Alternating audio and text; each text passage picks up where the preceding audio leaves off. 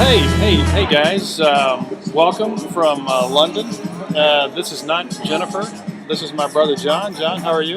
I'm doing well, thank you. Very good. And it's going to be a little noisy because I don't have my audio equipment, and we're talking into the mic, the internal mic, so it's best we can. But anyway, welcome. This is Endless Deep from London Heathrow Airport. My brother John and I are on our way to Kenya, and just thought we'd do something a little different. And John, you and I were talking yesterday, and I was telling you a little bit about Endless Deep, and you made a post on your blog on the site where people can keep up with us on our trip, and you had a pretty interesting question. What was it? Well, it's a very simple question, and it is who eats and who doesn't?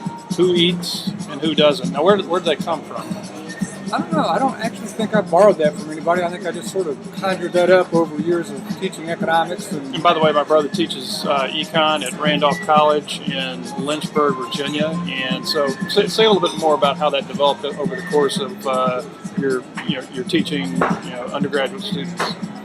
Well, maybe just to complete my little quote there, it's who eats and who doesn't and why. And why, yeah. That's the big question. That's the big question. And if you study economics, you inevitably encounter the classical economists, starting with Adam Smith and David Ricardo, John Stuart Mill. And if you don't read them very carefully, you're led to believe that they're all about free markets, free trade, export orientation, and from that we get Reaganomics and supply-side economics and all that. That's for those that have probably never read them, and they've maybe read the one passage out of Adam Smith that talks about the invisible hand of the market. Well, that's one line out of a 1,100-page book. If you read John Stuart Mill, he talks about the distribution of income and wealth and says that it's not accidental.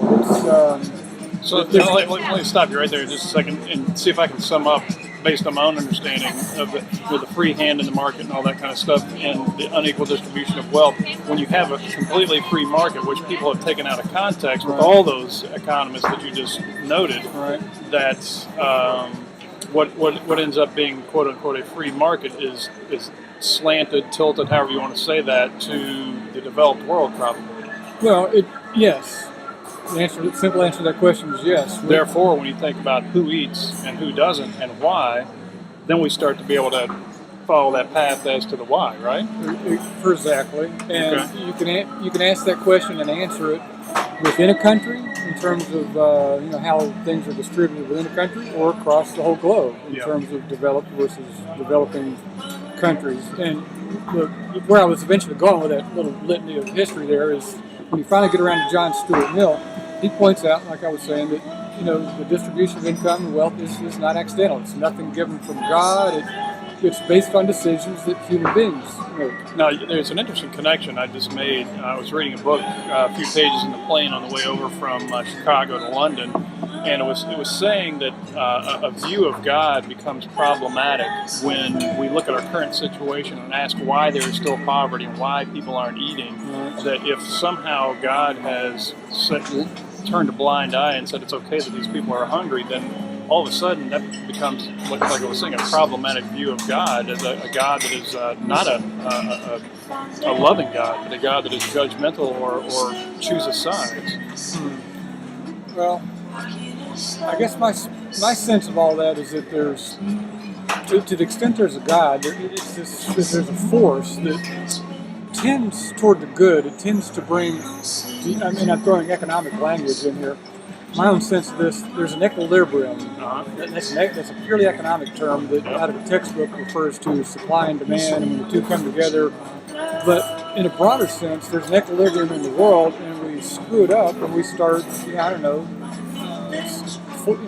despoiling our environment, or when we mistreat workers, the environment, or animals, or whatever, and you can disrupt the equilibrium.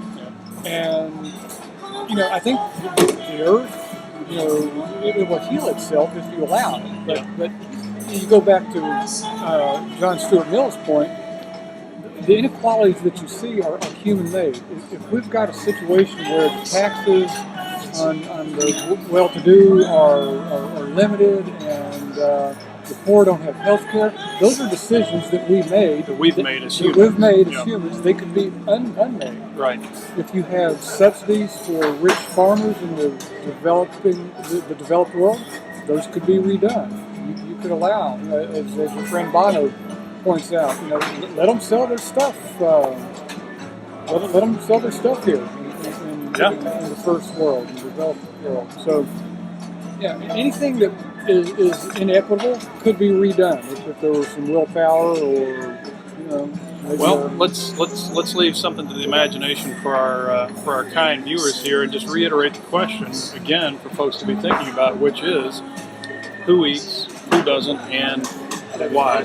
So, hey, thanks for joining us from London's Heathrow Airport. We're leaving for Nairobi soon, and look for blog posts from him and from me, pictures, etc. So, hey, thanks for joining us, John.